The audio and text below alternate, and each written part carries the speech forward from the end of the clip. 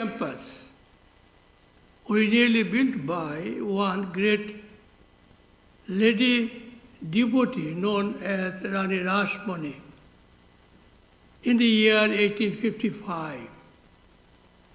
Dakshineshwar is a place about 6 miles north of Calcutta, situated on the eastern bank of the river Ganga. There are several temples built up within the same campus, of which one temple is very famous, known as the Kali temple. The temple dedicated to the blissful mother of the universe. Her image has been installed within the temple, and their regular worship of the deity is done by the priest. This worship of the particular aspect of a deity in the temple indicates a particular aspect of divine reality which becomes a living divine reality to a worshipper. This is the mystery of spiritual life. Divinity becomes more and more real. So in this age, as we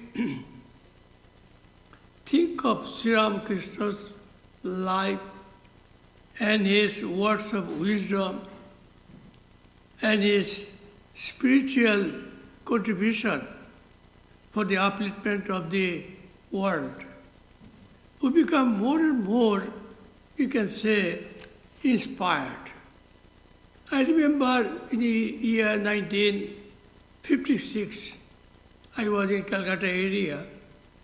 I used to visit the Dakshineshwar temple almost every day afternoon. At that time, the whole environment was a little different than of today, it is called. And many people would come at that time, I remember. And his room where Sri Ramakrishna was living and met all the people, and we find in the gospel all the description of those incidents, it's called, was available. We could go easily to the room, sit down, and we could see at that time some of the important pictures which Sri Ramakrishna used to, you can say, worship almost every day after taking his holy bath in the river Ganges, it is called. But nowadays, things are a little changed almost. But the place has become more and more crowded. Thousands of devotees of the Mother would be visiting that place, that area. To us, a question comes, when Rani Rasmani had built up this temple, did we know actually that from that temple, environment later on, a tremendous spiritual power would be emitted, radiated the whole cosmic life. Today, after reading this Gospel of Sri Ramakrishna, meditating on his words, on his truths, we become, you can say, a spiritual person, a converted person. For that, no need of undergoing all sorts of other kind of, what is called, the austerities and all these things. It is a new, you can say, phenomena available to all of us. As you know, that Sri Ramakrishna was a God-man in the sense that to him, this world of name and fame would not exist. He could perceive all the time what we call the divine consciousness. Today, it is very difficult to understand how a person all the time perceiving the divine consciousness would live, will talk, would help the other people, and then he would create a very powerful, living, spiritual atmosphere. Not only that, the more we study Sri Ramakrishna, his words and all these things, we can understand how in ancient time, in previous ages, all the enlightened souls, the enlightened, what is called the divine beings, I could say, would perform the same activities for the sake of the entire world. So we can imagine how Bhagavan Buddha, later on Christ, then the other incarnation of God like Krishna, Ramachandra, all these things. And in the present age, Sri Ramakrishna. So we say that this is the age of skepticism, as if all of us are agnostics. We are good people. Today people are learned and then quite knowledgeable about many things, all these things. Only thing is this, agnosticism had entered into our life. But then, gospel of Sri Ramakrishna would help everyone to overcome the state of our living. Agnosticism is not a bad thing because we become rational. But then we miss one thing, the experience of spiritual truth. It is needed. And today we know that the moment we use the word spiritual life and all these things, that many questions come. And these questions were raised or found in the minds of the people thousands of years ago. In the Mundaka Upanishad, there is a verse, beautiful verse it is. What is said? When all the thoughts of the heart are cast asunder, are scattered, all the doubts of the human mind are resolved. The influence of the karma or work, interest, knowledge and all these things you can say, would diminish. When we see the divine spirit with form and without form. The Mundaka Upanishad is very old, maybe thousands of years ago. It was, discovered. The seers, they told what we call the revealed truths. What they felt within their heart, within their soul, they told it. And today also, it is quite true. It is also quite true. So in this way, we cannot say that today we don't need spirituality. No, we need it very badly. So first, I'd like to start with some teachings of Sri Ramakrishna, and then from time to time I will give my own interpretation. Gospel is read today by so many people.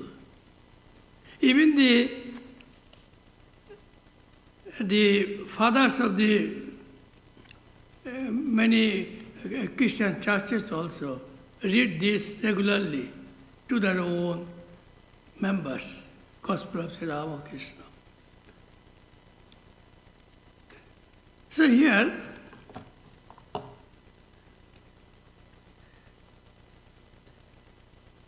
a few teachings. Say, today you know our problem of accepting the spiritual truth in everyday life, in every moment of our life. Very difficult. Very difficult. But then it can be done. Today the question comes whether this matter dominates the spirit or the spirit dominates the matter. In Sri Ramakrishna's time, when he was meditating and then doing all his spiritual sadhanas, Dakshineshwar, there was a great, wonderful vibration. Vibration. About 30 years he lived in that temple campus, Sri Ramakrishna. And then he was able to attract all the sages and saints of India and from other countries also. When Sri Ramakrishna was there, Calcutta was the capital of India. So people from other countries would come to Calcutta, it is called. And many of them heard about Sri Ramakrishna's spiritual powers. So here is a man who would go to another state of existence, and apparently he would look like a dead person. And then next moment he would come back. Many Westerners, the doctors and others also, they visited Sri Ramakrishna. So this is the state. But then in the course of time, of course, it is called they call it, we call it, from the Bhagavad Gita, Doibi Yesho Maya Durattvaya. This Maya, inscrutable creating power of the Lord, impossible to overcome. But if they come to me, think of me, Maya Medam Taruntite, so this, what is called mystical, unexpressible phenomena would disappear.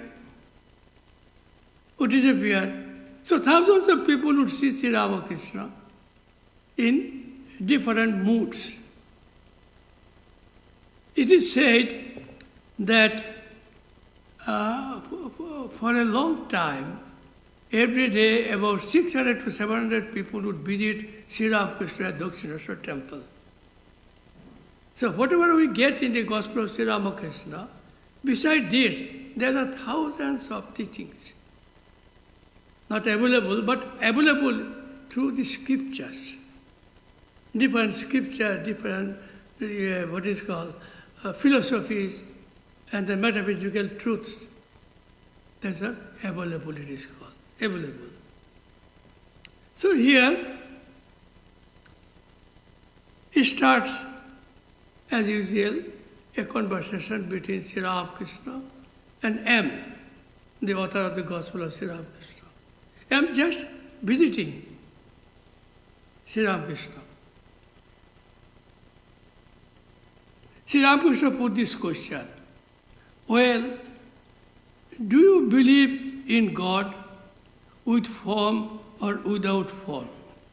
Now, believing God, today, the moment we think or that thought comes to our mind about the believing in the existence of God, Swami Vivekananda's encounter with Sri Ramakrishna. the very first day. The very first day. Very interesting. By this time, Vivekananda was searching for someone who had actually experienced God consciousness. So, and himself was a great meditator, we know it. So, his entire, you can say, emotions became very restless. Seeing it, one of his relatives who used to go to see Sri Ramakrishna told him, Bile, Vivekananda, what is called, earlier name was called Bile. So Bile, why do you go here and there? You go to Sri Ramakrishna. Then you will find what you are seeking. So one day he went to see some friends and all these things. And then he was studying Sri Ramakrishna's movement, his mental feelings, all these things. Then he came to the conclusion that this man is a not ordinary person. He is really an incarnation of divine reality or God, whatever you call it. Then there was a conversation, and you know that Sri Ramakrishna asked him, do you know any devotional music? He said yes. Then he presented his famous song, which today thousands of people sing. Mon cholo nijo nikitone. Oh my mind, go back to your own abode.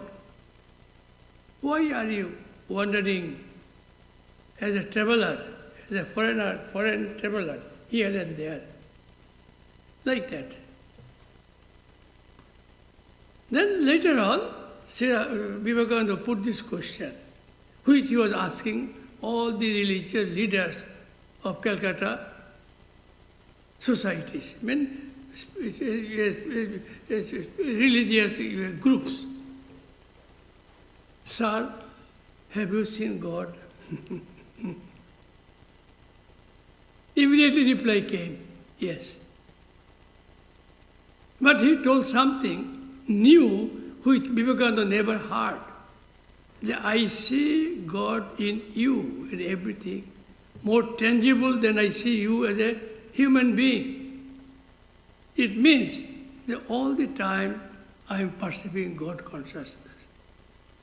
And Vivekananda told that for the first time I could see a man who could announce, tell, yes, I have seen God. Not only that, I can show you. If you are interested to experience the existence of God consciousness, I can help you. Now, in our Belur Mott, we have a training center. Sometime in the first year, young brahmachari would ask me to tell them something about the reminiscences of old swamis. And then sometimes they would ask me some question. One of the question is, have you experienced God or have you seen God? I knew it, that they will ask me. And I knew the answer. And I knew the answer. Have you seen God? Because you are telling about God and all these things, about the divine consciousness, divine reality and all these things. Have you seen? I knew it. I said, look, Swami Vivekananda asked Ramakrishna about that truth. And Sri Ramakrishna told him, yes. Now, that statement of Sri Ramakrishna had very deep meaning in the life of Swami Vivekananda, not to us. Because Swami Vivekananda was a great seeker of truth. So he was looking for someone who could tell him, I have experienced divine consciousness and I can show you also. You also can experience this truth. So to Vivekananda, that statement had very deep meaning. To us, it is a learning to follow the truth in our life. And after that, the Brahmachari did not ask me any question. Those Brahmacharis are very learned and intelligent. So here comes this question. Sri Ramakrishna asking M, do you believe in God with form or without form? M, surprised, said to himself, how can one believe in God without form when one believes in God with form?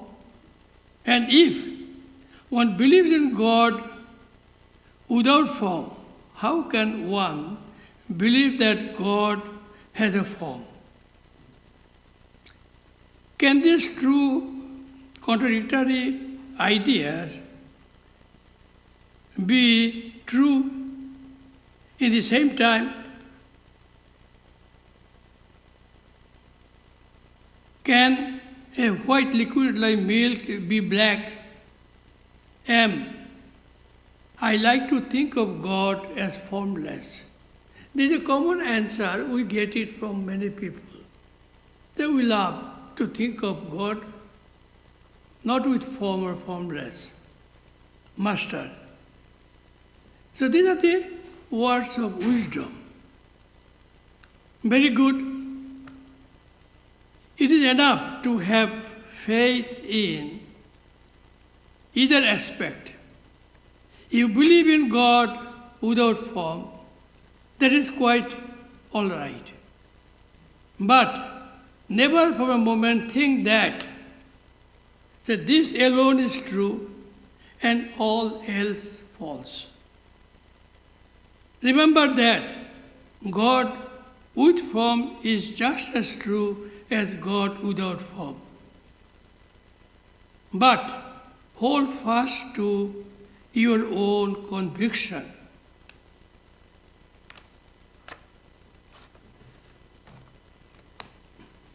Then about the idolatry, image worship, what is the mystery about it? And our mind many times do not want to worship the image, Rather, we love to meditate on divine forms or in other way. Or go for chanting the divine name or for devotional music and all these things.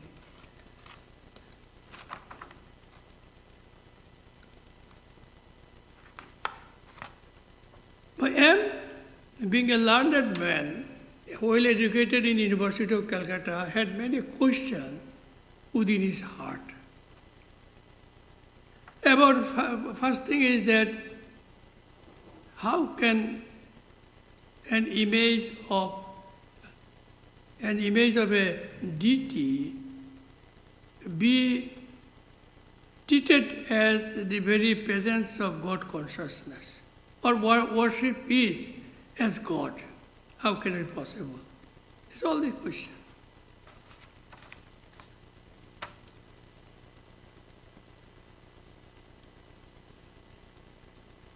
So when he started arguing with Sri Ramakrishna simply said, look, that is the one hobby of your Calcutta boys. Giving lecture and lecture to others. Nobody ever go to experience the God consciousness.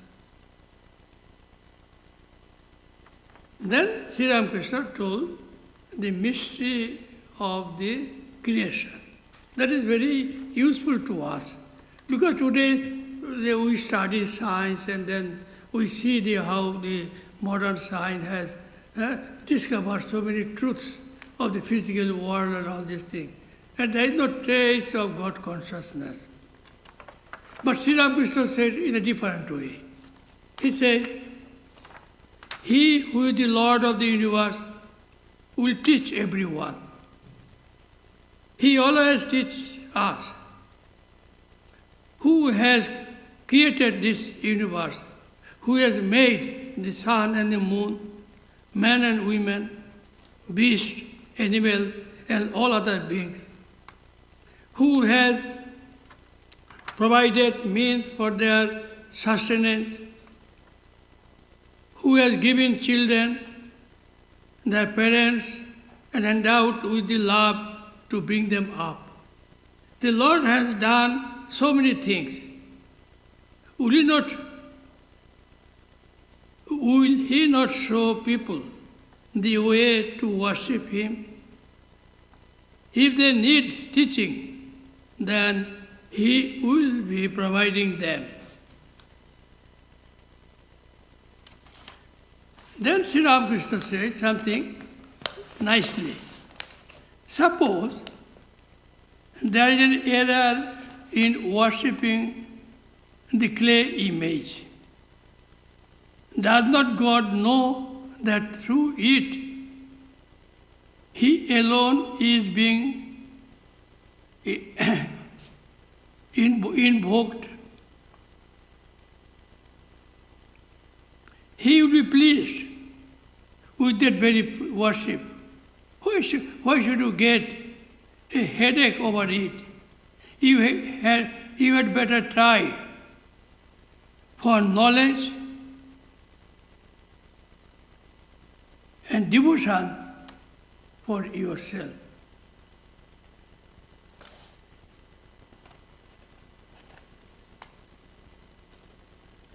Then Sri Ramakrishna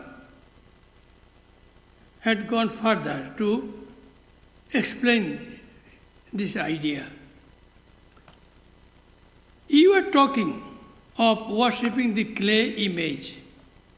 Even if the image is made of clay, there is need for that sort of worship.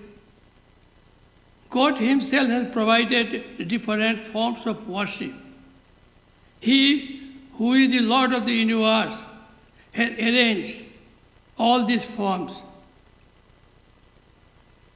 to suit different men in different stages of knowledge. This is a beautiful answer we find. First of all, to Sri Ramakrishna, God is the creator. God's power is involved in a very mystical way in this creation. Swami Vivekananda says that if you want to worship consciousness, then you have to go through worshipping the consciousness as consciousness, means through your mind and intelligence, not through so many machines or outer any object or something. Meditation can be done on nature, on so many, what is called the objects of nature also, meditation. But then worshipping God through some image, through some form and all these things is a particular mode of worship true to some person.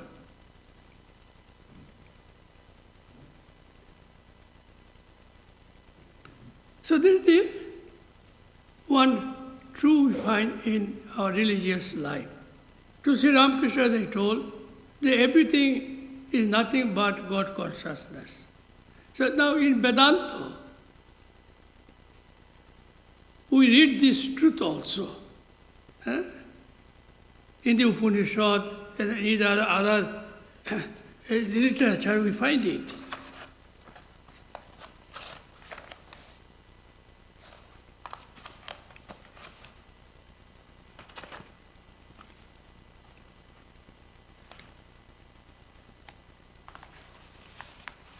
Then Sri Ramakrishna says another thing.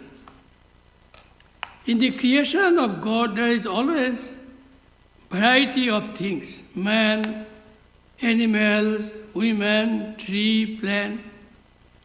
Among the animals, some are good, some are bad.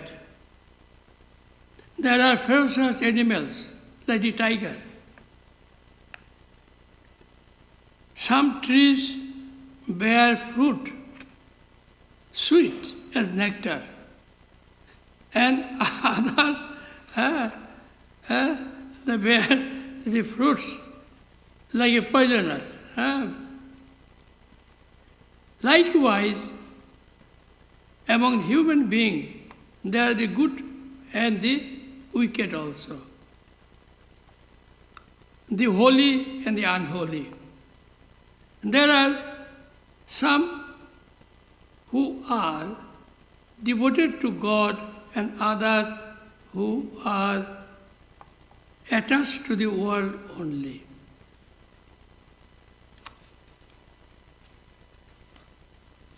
So his teachings are not limited. It covers various subjects. The only thing is we have to give little time and think little deeply, because it is related to the truth, spiritual truth.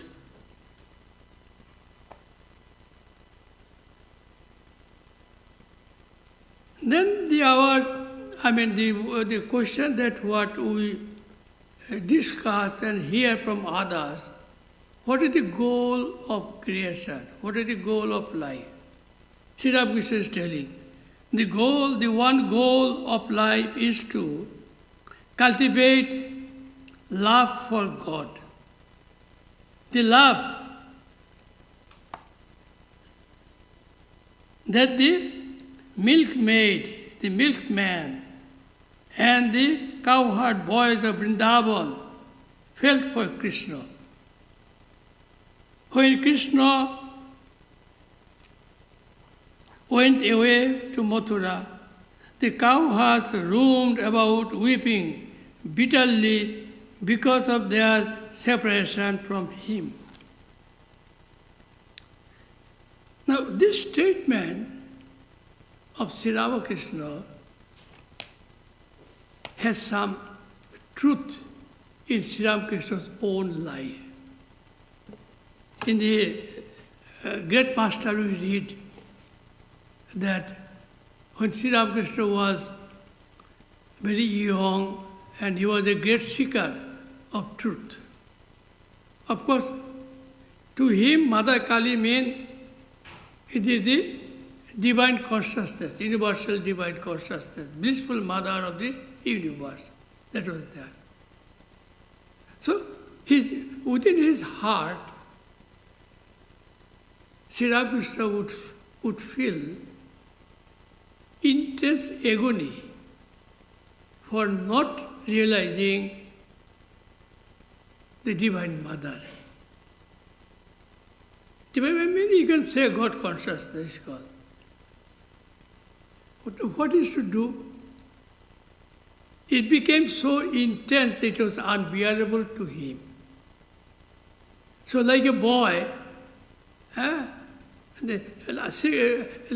the love of the mother was not available at that time, he would lie down on the ground and rub his face sometime on the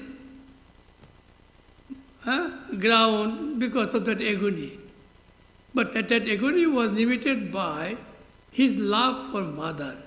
But Sri Ramakrishna's case, it was meant for not perceiving, not experiencing, not knowing the divine truth. We can say universal divine consciousness. It's a living agent, it is called. That is what his state it is called. People would not understand. Sometimes at that time in what is called that Kali temple, for example, when you open the main gate, many people would go to take the shower, holy bath in the river Ganges. Sometimes they would see that a young man was uttering the word ma, ma, mother and mother, and rubbing his face on the ground because of that agony. They would think that this boy is suffering from acute disease, unbearable pain and all these things. So nobody was there to understand this thing. Later on, it is said, the Holy Mother used to say that if I would be there at that time, I would help the master to realize or experience his chosen deity. So anyhow, so this is a state very difficult to comprehend, very difficult to understand. We don't need to do this thing. Our is a straight way. Then we should follow the spiritual path as laid down by the enlightened soul and present for a great soul like Sri Ramakrishna for everyone. For everyone. So the one goal of life is to cultivate love for God, the love that the milkmaid, the milkman, and the cowherd boys of Vrindavan felt for Krishna. For us, simply meditation and living or leading a religious life in the light of the teachings of Sri Ramakrishna or of the other teachers and all these things. Believing in most important thing is called faith and belief in the afterlife. And to keep that thought all the time working within our mind. Though it is very difficult, but this is the sadhana. This is the spiritual, what is called discipline, you can say. And you will be wondered to know if you simply read the Gospel of Sri Ramakrishna and think of some of the teachings, and thinking as M used to tell others, that when you read the Gospel of Sri Ramakrishna, how will you do? He said that you think that you are in the presence of the Master, and Master is telling all the words, all the teaching to you. Then you will see what happened to your mental life. You will see the change in your outlook of life.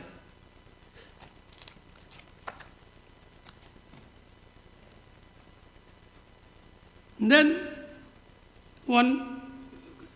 someone put this question.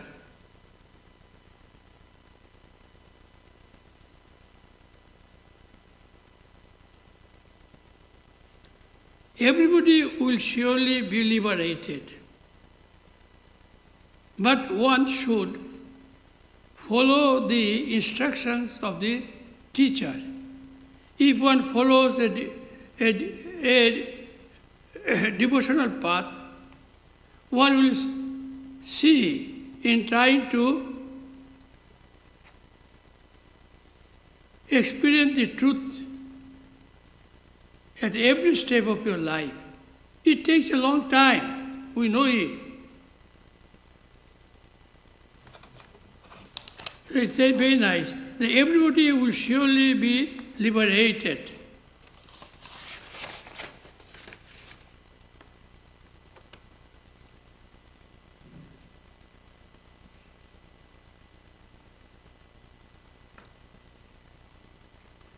Now another thing, then I shall stop because it's time. There is no end of discussing the teachings of the Gospel of Sri Ramakrishna. So many things are there. Even there are some scholars who try to understand the deep meaning of the words of the Sri Ramakrishna in the light of the teaching of the scriptures. In the light of the scriptures. Sri Ramakrishna used to say that God exists within every being. We find a similar statement in the Upanishad, in the Bhagavad Gita. We find all these things. So some of the scholars are trying to find out the reference of Sri Ramakrishna's teaching in the light of the teachings of the scriptures, Upanishad, Brahma Sutra, Bhagavad Gita, and other literature.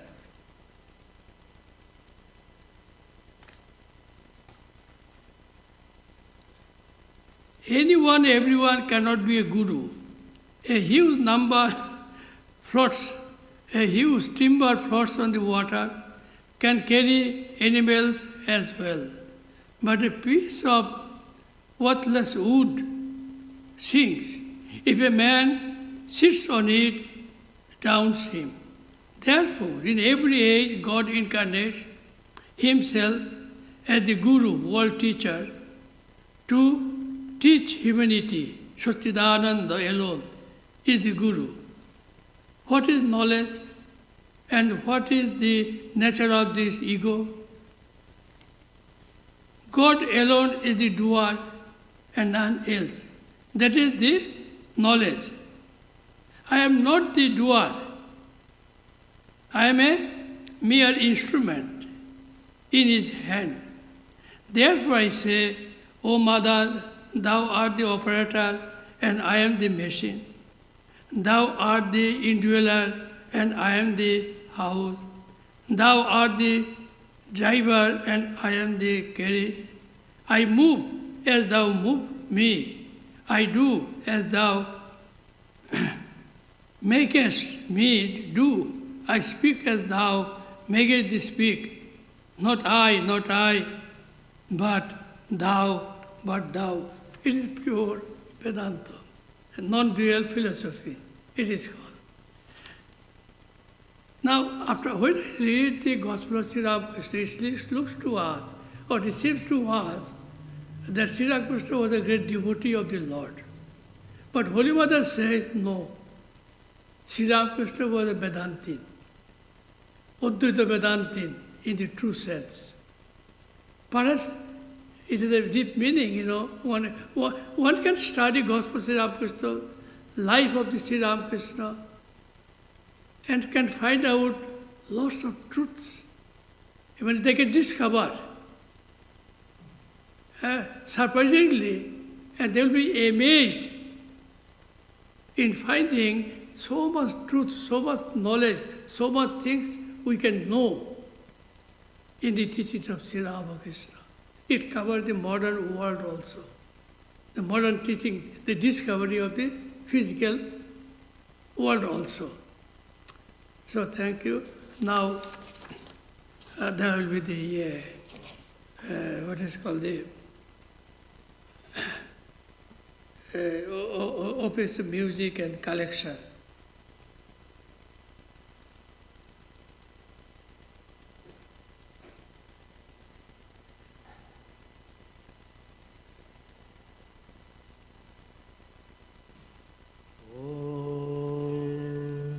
स्वस्ति प्रजाभ्यः परिपालयन्तां न्यायेन मार्गेण महिं महिषाः गोब्राह्मणेभ्यः शुभमस्तु नित्यं लोकाः समस्ताः सुखिनो भवन्तु काले वर्षतु पर्जन्यः पृथिवी सस्यशालिनी देशोऽयं क्षोभरहितः ब्राह्मणाः सन्तु निर्भयाः ॐ सर्वे भवन्तु सुखिनः सर्वे सन्तु निरामयाः सर्वे भद्राणि पश्यन्तु मा कश्चित् दुःखभाग् भवेत् ॐ शन्नो मित्रः शं वरुणः शन्नो भवत्वर्यमा शन्न इन्द्रो बृहस्पतिः शन्नो विष्णुरुक्रमः नमो ब्रह्मणे नमस्ते वायो त्वमेव प्रत्यक्षं ब्रह्मासि त्वमेव प्रत्यक्षं ब्रह्म वदिष्यामि ऋतं वदिष्यामि सत्यं वदिष्यामि तन्मामवतु तद्वक्तारमवतु अवतु माम् अवतु वक्तारम्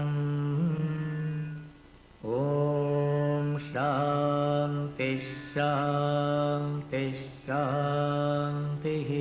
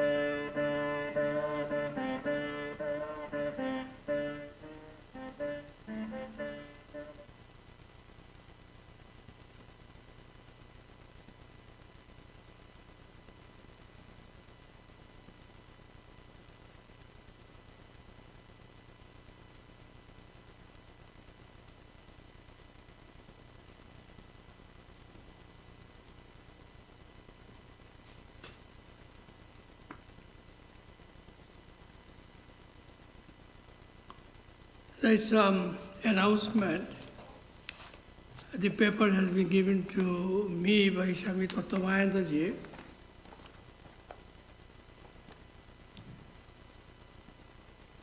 The subject for the next Sunday is the spiritual legacy of Shanti Ashram.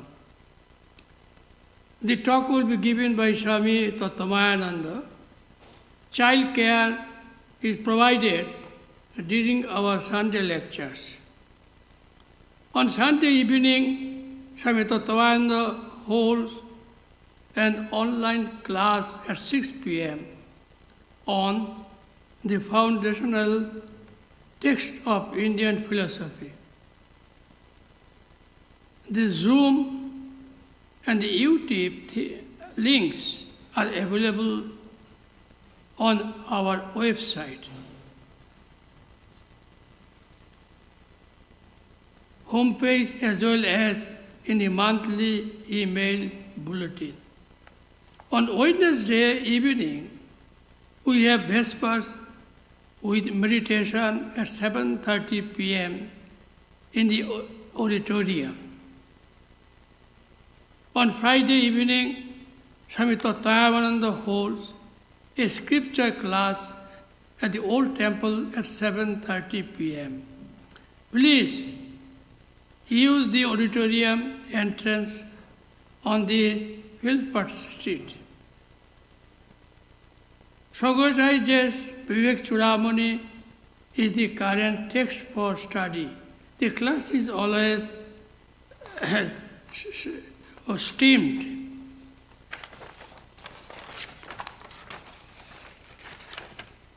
This year, beginning in April, the Society will be celebrating the 125th anniversary with the several special programs and guests. If you are interested in attending this program, please take a save the dates flyer, which is available in the foyer and lobby. You and your friends are cordially invited to attend all of our services. After the lecture, there will be a question and answer session in Vivekananda Hall, and all are welcome, but not today. So I shall close with a prayer.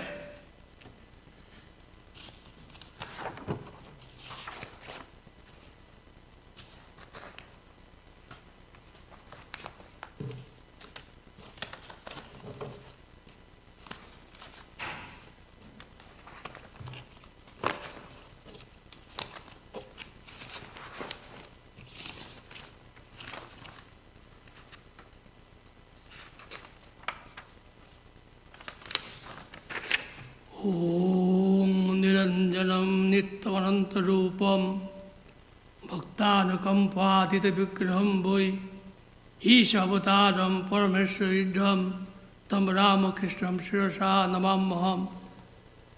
Salutation to Bhagavan Sri Ramakrishna, the perfect embodiment of the eternal truth, which manifests itself in various forms to help mankind, and the incarnations of the Supreme Lord who is worshipped by all. So thanking you very much. So I can greet you at the door, and then I've got other program to leave the place, to go to some place.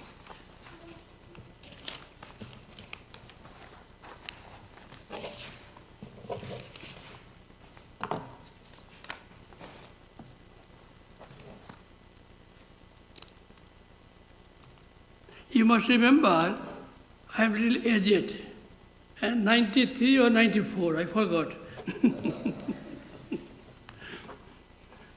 I love this place, When I arrived in Berkeley, Swami Aparananda was very helpful to me, also invite me. He would also visit our place also.